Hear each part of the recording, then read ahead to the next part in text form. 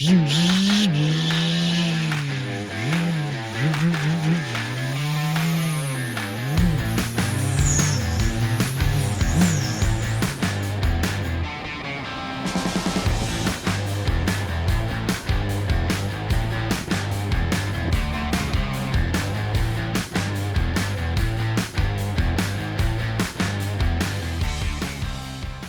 mis siis, et sured ära?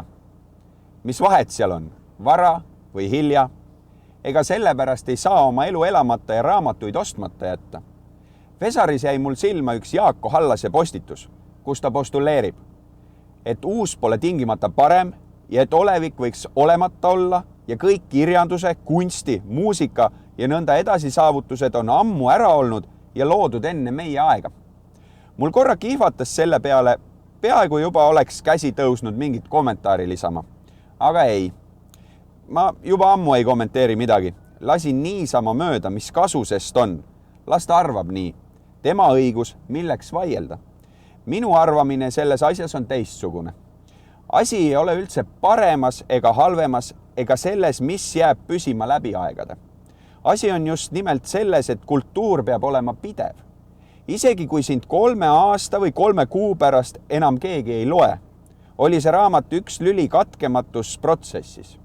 Ka halb raamat, nõme teos, vilets näitus, ometi oli selle viletsa näituse avamisel ennast kohale vedanud punt kunstniku tuttavaid ja muid huvilisi.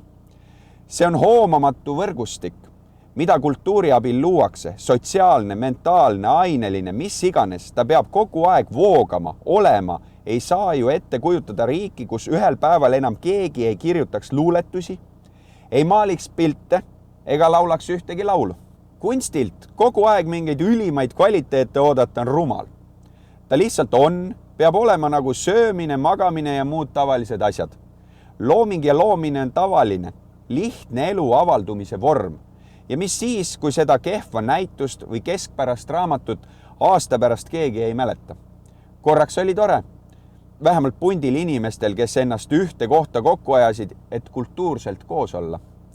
Niisama nagu kaovad majad ja kohad ja raamaturiiulid ja inimesed, nii kaovad unustuste hõlma ka raamatud, mida need inimesed lugesid ja pildid, mis neil esikus rippusid, ja teatritükid ja vanad ajakirjad. Ega siis sellepärast ei oleks nad pidanud olemata olema. Vahel ma mõtlen, mille pagana pärast ma nii selgesti pean mäletama kadunud asju. Aga siis kuidagi taipan, et ma ei mäleta ju kadunut. Ma mäletan väga üldiselt. Ma peaaegu ainult mäletangi.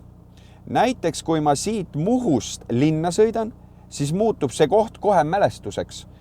Mis sest, et ta on tegelikult olemas. Ta on isegi rohkem olemas just siis, kui ma siin ei ole. Ja tegelikult täpi pealt niisama kätte saamatu kui need kohad, mis on kadunud. Piisab ainult korra selg pöörata, kui pole enam asja ennast, vaid ainult mälestust temast. Võib-olla olevat ei saagi niimoodi kogeda, et ta kuidagi päriselt oleks. Ta on ikka ainult läbi ära minemise.